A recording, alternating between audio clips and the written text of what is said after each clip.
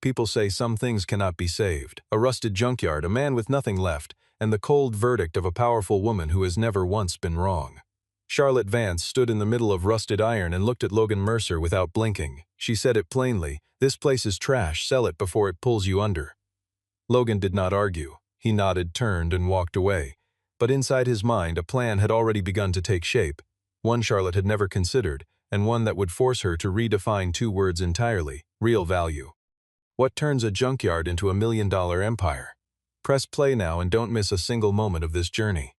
The morning Logan Mercer drove out to his father's property for the first time as its legal owner, the sky was the color of old concrete, flat gray and indifferent to everything beneath it. The sign at the entrance read Mercer's Yard in faded black paint. The metal post it was bolted to had rusted through at the base, and the whole thing leaned at an angle that made it look like it had long since given up. Logan sat in his truck for a long moment before he stepped out. He was 40 years old that winter, broad-shouldered with a mechanic's hands. The kind of hands that knew the weight of a torque wrench the way a musician knows the neck of a guitar. The lines in his palms had engine oil in them that no amount of scrubbing had ever fully removed. He had spent 15 years as a lead technician for one of the region's largest freight haulers, diagnosing engine failures, rebuilding transmissions, keeping entire fleets moving through ice and heat and driver error. He understood the anatomy of a commercial vehicle the way a surgeon understands the body. Not from textbooks alone, but from the particular intimacy that comes from putting your hands inside something broken and finding your way to what went wrong. Then the company restructured, and Logan's name was first on the severance list. His father, Harold Mercer, had run the yard for 30 years, collecting decommissioned trucks, salvaging parts, living quietly off the margins of the freight industry. Harold had died of a stroke 3 weeks earlier, quietly in the office chair that still sat behind the desk in the leaning wooden building at the back of the property. He had not been a wealthy man. What he left behind was a junkyard nearly 3 acres in size, 60 or so retired trucks in various states of decay, 3 40-foot steel containers, 4 diesel generators that had not run in years, a workshop with a corrugated tin roof, and a debt of roughly $220,000, split between the bank, the county tax office, and a materials supplier Harold had owed since the previous spring. Logan's older brother Jason had made his position clear inside 48 hours of the funeral. He signed a formal waiver of inheritance rights without sentiment, told Logan the place was a money pit, and drove back to his life in another state. Logan was the one who signed for everything, not because he had a plan in that first moment, but because the yard was the last thing his father had built, and he could not watch a stranger buy it at auction for the price of the land alone. The bank sent a notice shortly after. Logan had 90 days to demonstrate sufficient financial activity, or the property would be placed in foreclosure proceedings. He had just under $3,000 in his checking account. Caleb, Logan's son, was 20 years old and living with his father after walking away from his second year of college without finishing the semester. He stood at the edge of the yard on that gray morning and looked out at the rows of dead trucks, the rusted containers, the weeds growing through cracked asphalt, and asked quietly, "You sure about this, Dad?" Logan did not answer right away. He walked to a spot near the fence line where a pipe wrench lay half buried in gravel, picked it up, wiped it clean on the leg of his jeans, and tucked it into his jacket pocket. Then he turned and started walking the perimeter of the yard, slowly, systematically, the way a technician walks a machine before deciding what it needs. He did not answer Caleb's question with words. The answer was in the way he moved. Charlotte Vance arrived 9 days later in a black SUV that was too clean for a property like this, followed by a second vehicle carrying 2 members of her team. Charlotte was 38, with the posture of someone who had learned that the way you walk into a room determines how much of the conversation you control before a word is spoken. She had built Vance Freight and Development from a regional logistics brokerage into the largest freight and commercial real estate operation in the area over 8 years. Not through charm, though she had plenty of it, but through the kind of relentless accuracy that makes other people in a room feel slightly behind. People respected Charlotte Vance because she was almost never wrong. The land that Mercer's yard sat on was the reason she had come. The property bordered Interstate 40 at a junction her development team had flagged 2 years earlier as ideal for a large-scale freight service terminal, high traffic, underserved, positioned between 2 commercial zones that had expanded faster than the infrastructure supporting them. She had sent a broker to make an offer. Logan had politely declined, so Charlotte came herself. She walked into the yard in a gray suit and low heels that were entirely wrong for the terrain, and she found Logan exactly where a man like him could be expected, flat on his back under the chassis of a 1999 Freightliner, working the undercarriage with a socket wrench. He heard her footsteps, finished what he was doing, and rolled out from beneath the truck without rushing. He stood, wiped his hands, and looked at her. Charlotte did not waste time on pleasantries. She laid out the offer. A purchase price at current assessed market value for the land and structures, given the outstanding debt burden. It was a number that would clear Logan's obligations and leave him with a modest remainder. Logan listened without interrupting. When she finished, he asked simply, "Why would I sell?" Charlotte looked around the yard with the expression of someone who has just been asked why water is wet. She said, "Because you're standing in the middle of a junkyard, Mr. Mercer. Honestly, this has no future. Sell before the bank takes it. At least you'd walk away with something." She said it cleanly, without cruelty, which almost made it worse. Before she left, she said one more thing, clearly enough that both her team members heard it. "I've watched people try to save places like this. They always fail harder than if they'd just let go." She set her business card on the hood of the nearest truck and walked back toward her vehicle. Logan picked the card up, looked at it for a moment, and slid it into his shirt pocket. He turned back to the Freightliner and crouched down to resume work. Word traveled the way it always does in communities built around truck stops and loading docks and early morning radio. Within 48 hours, 3 drivers who had done business with Harold Mercer called Logan to ask if the rumors were true, if he was selling. Logan told each of them the same thing, not yet. He did not explain what the yet meant. What he did instead was spend the next 3 days walking every inch of the property with a small spiral notebook, writing things down, not feelings, not hopes, but specifics. Measurements, mechanical assessments, load calculations. The kind of notes a man makes when he is not dreaming about something but planning it. What Logan Mercer saw when he looked at Mercer's yard was not what Charlotte Vance saw, and the difference between those two visions was the entire distance between his situation and his future. Charlotte saw 3 acres of debt, rusted iron, and liability. Logan saw a logistics node that no one had thought to build yet. The property sat at mile marker 41 on Interstate 40, 12 miles from the nearest truck stop and over 20 from any emergency road service depot. Every day, hundreds of commercial vehicles rolled past the entrance. Brake failures, blown tires, transmission drops. Engine faults at speed in the passing lane. Logan had worked in freight long enough to know that the most expensive problem a carrier can have is a load delayed in the middle of nowhere with no service option within a reasonable radius. The yard's location was not a liability. It was a gap in the market sitting on land his father had accidentally held for 30 years. Logan cataloged the trucks with the thoroughness of a man who had spent 15 years diagnosing machinery for a living.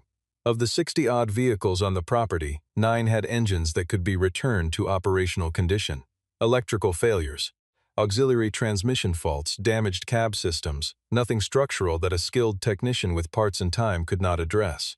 17 more were too far gone to restore but rich in salvageable components: differentials, fuel pumps, air brake assemblies, starter motors, rubber seals, exhaust fittings. He pulled random parts from several of those trucks and confirmed his estimates on the spot. The 3 steel containers were dirty and one had a compromised door seal, but they were structurally sound. Standard 40-foot units that, cleaned and fitted with basic pallet wood flooring, could serve as short-term freight storage for carriers whose delivery schedules outpaced their warehouse capacity. There was consistent demand for exactly that kind of flexible, short-term storage along interstate corridors, and Logan knew it from years of watching carriers scramble for solutions when warehouse calendars didn't align with road schedules. 2 of the 4 generators could be repaired. An independent power source meant the yard could operate during grid outages, which, along an interstate corridor in winter, happened more than people who had never been stranded in one liked to believe. The front section of the property, after clearing the accumulated scrap along the fence line, could hold between 15 and 20 heavy commercial vehicles in marked spaces. There was no overnight truck parking facility within 30 miles of that stretch of interstate. Logan priced the overnight rate at $20 per vehicle and ran a conservative estimate of 6 spaces filled per night start. 4 revenue streams, none of them flashy, all of them grounded in need that already existed. He needed $8,000 to buy parts, clean the property, and get the first truck operational. The bank declined a small bridge loan, Logan drove his personal car to a dealer the next morning and sold it for $6,200, then sold the first load of salvageable parts to a shop owner he had known for a decade and covered the remainder. He had exactly enough. Not more. Exactly. He worked on the Freightliner for 14 days straight. 6 in the morning until nearly midnight most nights. Alone in the workshop with a trouble light hung from the ceiling and a space heater that barely kept the cold from settling into the concrete floor. The truck was a 2009 model, a Class 8 heavy-duty, and Logan replaced the transmission auxiliary unit entirely, rebuilt the air brake system, replaced the wiring harness on the cab side, patched the trailer coupling mechanism, and drove it in loops around the property at 2 in the morning to listen for problems before they became surprises. The work required the kind of concentration that leaves no room for doubt, which was perhaps part of its value during those 2 weeks. While his hands were on the truck, his mind was not on the foreclosure notice, not on the bank's 90-day window, not on Charlotte Vance's expression when she looked around the yard. It was on the machine, on making it right, making it reliable, making it capable of carrying weight through whatever the road threw at it. On the 15th night, 40 minutes before midnight, the phone on the workshop wall rang. It was an old landline, Harold's still connected. Logan had kept it active because cell service on that stretch dropped in cold weather, and he did not want to miss a call that mattered. The man on the other end was a driver named Adrian, who Logan knew vaguely through the regional driver network. Someone Harold had done business with years back. Adrian was broken down on the shoulder of Interstate 40, 17 miles east of the yard. His tractor had dropped out of gear and would not re-engage. He had a full trailer of frozen food products scheduled for delivery to a regional grocery distribution center by 6 the next morning. The nearest roadside assistance company was quoting a 4-hour window and $1,500 for a hook and tow. Adrian had no other options. He had seen a number on a torn piece of paper tacked to a board at the last rest area. It was Logan's number. Logan asked 2 questions. He asked for the exact milepost and the trailer weight. Then he put on his coat, started the Freightliner, which turned over cleanly for the first time, and drove out into the dark. He reached Adrian in under 40 minutes. The cab lights of the broken truck were still on and the driver was standing outside in the cold. Logan spent 15 minutes examining the fault. The drive unit had a gear engagement failure that could not be field repaired without parts he did not have on the truck. But the trailer was intact and the load was stable. Logan backed the Freightliner up alongside, and the 2 men spent an hour and 40 minutes in below-freezing temperatures, transferring the entire load by hand, box by box, pallet by pallet, using a hand truck Adrian carried and working by the light of both cabs. They were running on determination in cold air and the specific focus that comes from having a hard deadline that does not move. Logan pulled into the distribution center loading dock at 5:42 in the morning, 18 minutes before the cutoff. The dock supervisor checked the paperwork, counted the load, and signed off.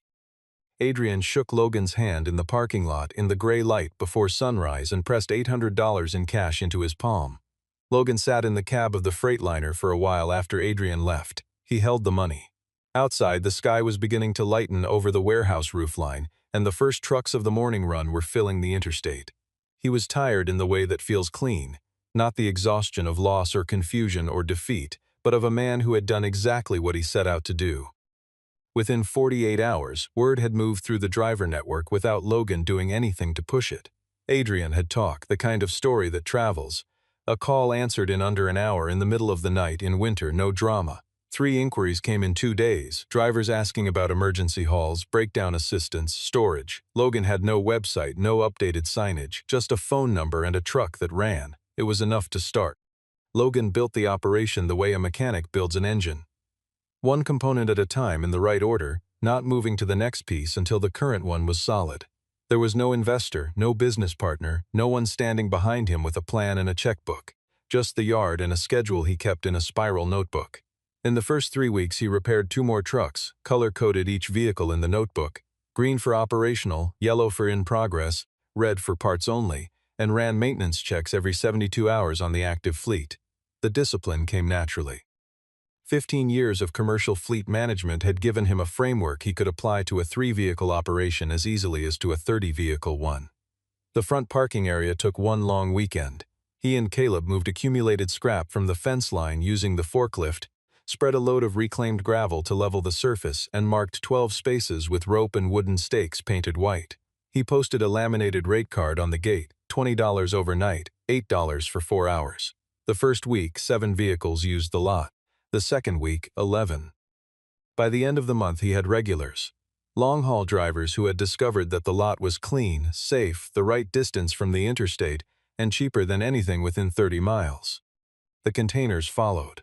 Logan pressure washed each one over 3 days, resealed the compromised door on the third unit, built palletwood flooring inside, and replaced the locking hardware. He drove to 2 small freight brokerages in the nearest city and made a direct pitch to each operations manager. Short-term container storage at a weekly rate 30% below local warehouse pricing, access 6 days a week. Both agreed immediately. One passed Logan's number unprompted to a third company. Within 6 weeks, all 3 containers were generating weekly rental income. The emergency repair and recovery line grew the same way. Logan printed a simple card with his number, the service radius, and the rate schedule, and asked the managers at 2 truck stops if he could leave a stack at the counter. Both said yes. The calls came steadily, 6 to 12 per week on average by the second month. Logan eventually brought in a retired driver named Marcus for part-time overnight availability, a man who knew engines, knew the road, and had nothing else to do at 2 in the morning. By the end of the second month, Logan sat at the wooden desk in the office he had repaired, stopped the lean, replaced 4 wall panels, and added up the numbers. For the first time since signing the inheritance papers, the right column was larger than the left. The yard was no longer bleeding, it was breathing. Logan reinvested every surplus dollar into the next piece of infrastructure, ran on coffee and whatever was in the office refrigerator, and worked with the particular intensity of a man who understands that the gap between surviving and collapsing is often just consistency. Showing up, maintaining the machines, answering the phone when it rings at 3 in the morning. Caleb Mercer spent the first weeks at the yard the way someone spends time in a waiting room, present but disengaged, occupying space without inhabiting it. He slept late when Logan did not specifically need him, and when old friends texted asking what he was doing with himself, he answered in vague terms that avoided mentioning the yard. Once, a girl he had known during his first year of college drove past on the service road adjacent to the property. Caleb stepped behind a container and waited until the car was gone. The shift did not come from a conversation. It came from a Tuesday night in the third week, when Logan was halfway through replacing the exhaust manifold on a truck due for a pickup job in the morning, and an inbound service call came in. A driver with a blown rear axle seal stalled on the shoulder 18 miles out. Logan could not leave the job unfinished overnight. He handed Caleb the keys to the second operational truck and told him to drive out, locate the driver, assess the situation, and call back with details. Nothing more than that. Caleb opened his mouth, then closed it. He took the keys. He arrived at the breakdown site to find a man named Derek, mid-50s, frustrated, standing in his hazard lights with his hands in his pockets. Something in the practical reality of the situation activated a part of Caleb that the waiting room version of himself had been suppressing. He took notes, called Logan, stayed with Derek until the tow was sorted, and drove back to the yard at midnight without saying much. The next morning, Logan did not praise him. He asked one question. "You want to learn how to run the scheduling? I need someone to manage the call log and track vehicle availability." Caleb did not answer immediately. He poured a cup of coffee, looked out the window at the yard, and sat down at the old laptop on the corner of the desk. He spent the rest of that day teaching himself a free logistics scheduling application and building a calendar framework for the trucks. By evening he had a working system, rough but functional. Logan looked it over in silence and used it for the next morning's jobs. An offer arrived 4 weeks later through an old connection. A junior coordinator role at a distribution company in the city, decent starting pay, office work. Caleb read the message twice. He looked at the scheduling board on the wall that he had built from a piece of corkboard and color-coded pushpins, and put the phone face down on the desk. He did not respond that day or the day after. After that, he stopped thinking about it. He was not staying out of obligation. He was staying because the work made sense to him in a way that a classroom never had, and because he had begun to understand the difference between what the yard looked like from the road and what it actually was from the inside. Jason Mercer reappeared 3 months into the operation on a Thursday afternoon, driving a rental car and wearing a jacket that cost more than anything Logan owned. He walked into the yard with the ease of someone dropping by to check on a pet project, comfortable, slightly condescending, taking in the parked trucks, the locked containers, the open workshop, with the particular expression of a man who has made a decision he now regrets and is not yet ready to admit. Over coffee in the office, Jason made his pitch. He had capital available, he said. He was thinking a 30% stake in exchange for an injection that would speed up the expansion. He framed it as if he were doing Logan a favor, as if 3 months of pre-dawn work weeks and sold vehicles and answered calls at 2 in the morning were merely a warm-up that required his intervention to become serious. Logan reminded him of the signed waiver, not with anger, just as a factual matter. The document existed. Jason had written his own exit. Logan was not in the business of revising other people's choices after the fact. Jason left with a smile that did not reach his eyes. 2 weeks later, drivers started calling, not about service but about rumors. Someone had been contacting carriers in the region suggesting that Mercer's yard was operating without proper commercial permits. Someone was posting in a driver network forum under an anonymous account, calling the yard's practices into question, hinting that the recovery service used unregistered vehicles. One driver told Logan he had received an actual phone call advising him not to use the service because the business was about to be shut down. Logan reviewed every permit, every registration, every insurance document he held. Everything was current and properly filed. But the damage was working. The number of incoming service calls dropped by nearly a third in 1 week. 2 container tenants called saying they were evaluating their options. A driver who had used the overnight lot nightly for 3 weeks did not show up. Caleb found the account. He had been monitoring the driver forums since taking over the scheduling operation, and the anonymous posts had a specific pattern. The phrasing, the cadence, the types of detail cited that matched the Thursday afternoon conversation in the office with a precision that was not coincidental. He tracked the timestamps against the day after Jason's visit and brought what he had to Logan, laying it flat on the desk and stepping back. Logan called Jason that evening. He did not raise his voice. He read back the post content, the forwarded message text 2 drivers had sent him, and the timeline with a precision that left no interpretive room. He asked once, "Was it him?" Jason denied it. Logan said nothing for a moment, a silence long enough that Jason filled it with a noise that was not quite a laugh and not quite an objection, and then told him plainly he had documentation, he had driver statements, and if any further interference occurred with the yard's operations or its business relationships, he would forward everything to an attorney.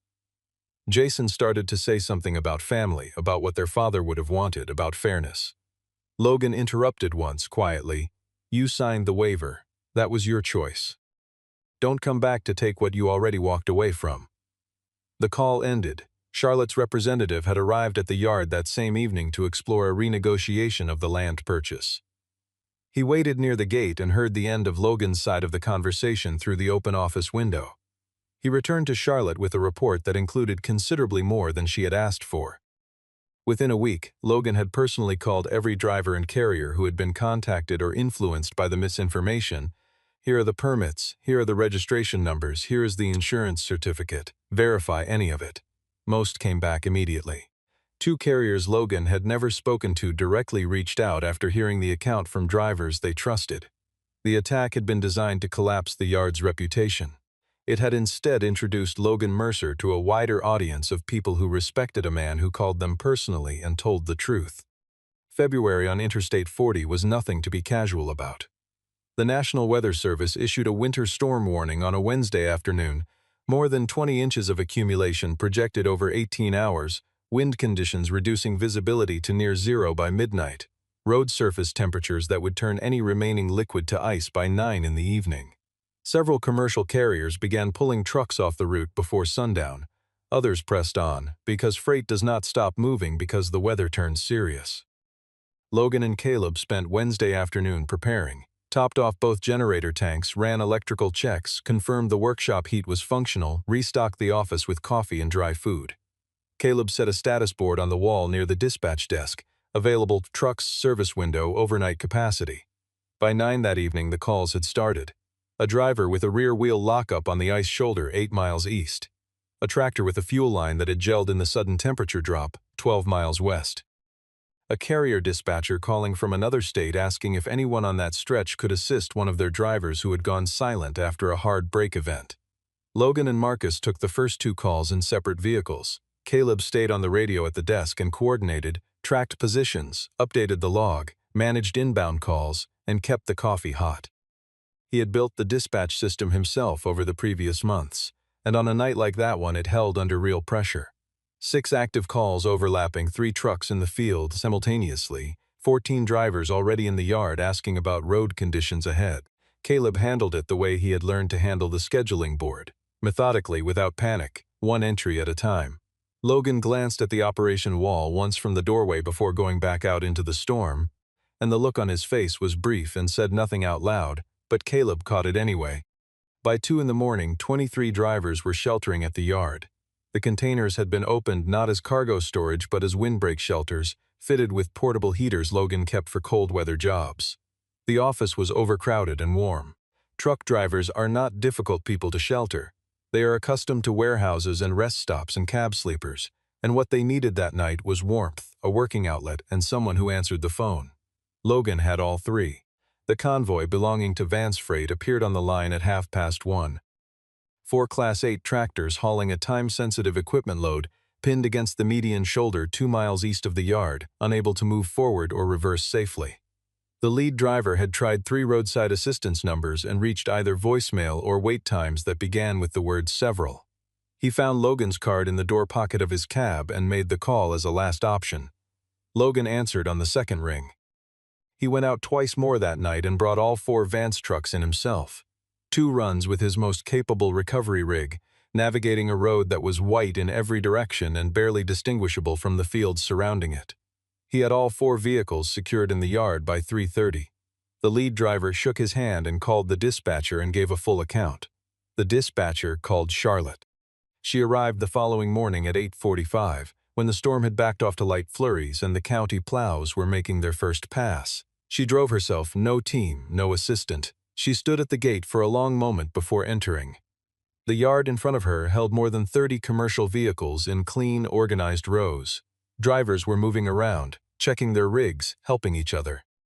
Caleb was at the office door with a clipboard and a headset, managing the departure schedule 1 vehicle at a time with the systematic patience of someone who had built the process himself. And Logan was sitting on the hood of a truck near the back of the lot, drinking coffee, watching the road clear. He saw her. He did not get up. Charlotte walked across the lot, past rows of trucks, past the containers and the workshop and the generators humming steadily in the cold. She stopped near Logan's truck and looked at the yard. Really looked, without the lens of acquisition or competitive strategy. She said almost to herself, "I was wrong about this place." Logan poured a second cup of coffee from the thermos he was holding and set it on the hood beside him without speaking. She could pick it up or leave it. She picked it up. 2 weeks after the storm, a formal meeting invitation arrived from Vance Freight and Development, printed on heavy stock in an envelope that communicated its own seriousness. Logan drove to the Vance offices in work clothes, arrived on time, and sat down across from Charlotte at a conference table that cost more than his first year's revenue projections. Charlotte had prepared. A bound proposal sat in the center of the table. She opened it and walked through the terms. A full acquisition of the Mercer's Yard property, land, structures, equipment, at $1,200,000. She said it plainly, acknowledging up front that the figure was a significant upward revision from the original offer, and that the revision reflected the actual strategic value of the location, which she acknowledged she had initially undervalued. She said, "This is a fair price. I'd like you to consider it seriously." Logan took the proposal. He read it front to back, page by page, without asking questions and without expressions that gave anything away. When he finished, he closed it and slid it back across the table. He said, "After the debt, I walk away with roughly $800,000. That's a single event. Right now, the yard generates enough on 4 revenue lines to clear that same number in about 3 years, and then it keeps generating. Selling trades an income-producing asset for a one-time payment. That's not a good deal." He said it without apology, without aggression, just as a matter of mathematics. Charlotte was quiet for a moment. Then she asked, "What do you want?" It was a question she did not often ask. Logan reached into the inner pocket of his jacket and placed a folded piece of notebook paper on the table. He smoothed it flat. It was handwritten. Not a prepared document, just terms he had thought through over the previous 2 weeks and written in his own words. He talked through them. Vance Freight would redirect all emergency road service and short-term freight storage in the corridor to Mercer's Yard as its primary service provider. Logan would build out the infrastructure to handle the volume. Revenue would split 60% to Logan, 40% to Vance. With no purchase of land, no equity stake, no operational control for Charlotte. She would be a revenue partner, he would run the yard. Charlotte picked up the paper. She read it twice. She set it down. There was a version of this moment where she pushed back, negotiated the split, inserted a buyout clause, added a governance provision that would give Vance leverage over time. She had done all of those things in rooms like this, at tables like this, many times. But she looked at the handwritten page and thought about a man who had turned a condemned junkyard into the only operational service hub on 40 miles of interstate during the worst storm of the decade. Not with capital or connections or a management team, but with preparation, consistency, and the specific knowledge that comes from understanding how things actually work rather than how they look on a spreadsheet. She said, "I'll have legal draft the formal agreement based on these terms." She picked up a pen from the table and signed the handwritten page at the bottom, not as a final contract but as a letter of intent, an acknowledgement that these were the terms they were working from. Before signing, she looked up once. "I told you this place had no future." Logan said, "You saw what it looked like from the outside, that's a different thing." They shook hands across the table, firm, clean, no sentimentality.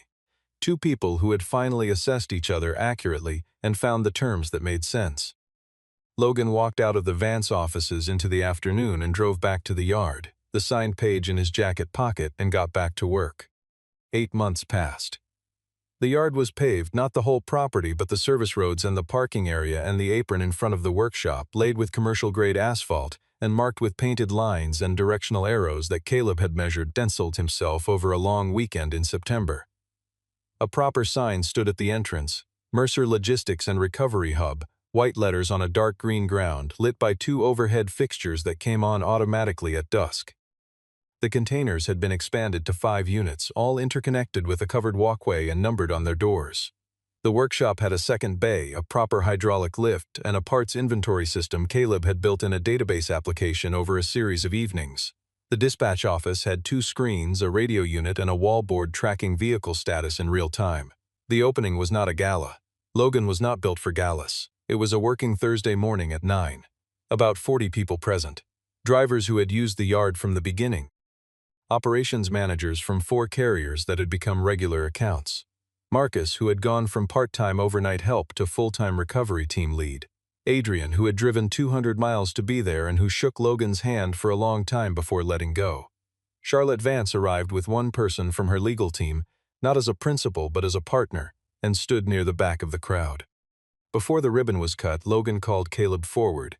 He did not give a long speech. He said, "The person running operations at Mercer Logistics and Recovery Hub from today forward is Caleb Mercer." He held out a single key on a plain ring, the key to the dispatch office. Caleb took it in both hands. He held it for a moment and looked at the yard, the paved lot, the containers, the workshop with its 2 bays, the sign at the entrance lit against the gray morning sky. And something moved across his face that was not quite pride and not quite relief, but something between the two that does not have a clean name. Later, when the small crowd had spread across the lot and conversation had settled into the easy register of people who have watched something difficult become real, Charlotte stood beside Logan near the back fence. She looked at the yard and then at the interstate beyond it. She asked, "Did you know that first day that it would become this?" Logan said yes. Charlotte was quiet for a moment. "Then I didn't see it." He said, "You see it now." Jason Mercer was not there. He had not been invited and he had not called. That part of the story had ended quietly, the way certain chapters do, not with confrontation or reconciliation, but with the passage of time and the absence of a person who had chosen twice to walk away.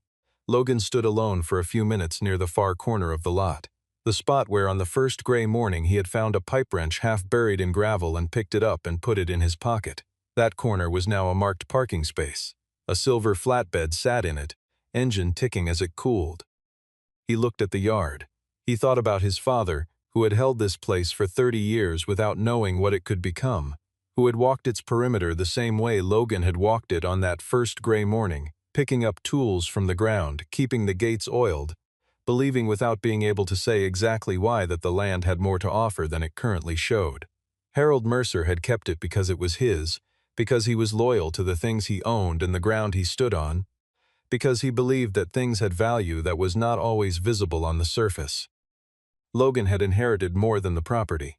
He had inherited the instinct, and he had done what his father never had the chance to do. He had proved it.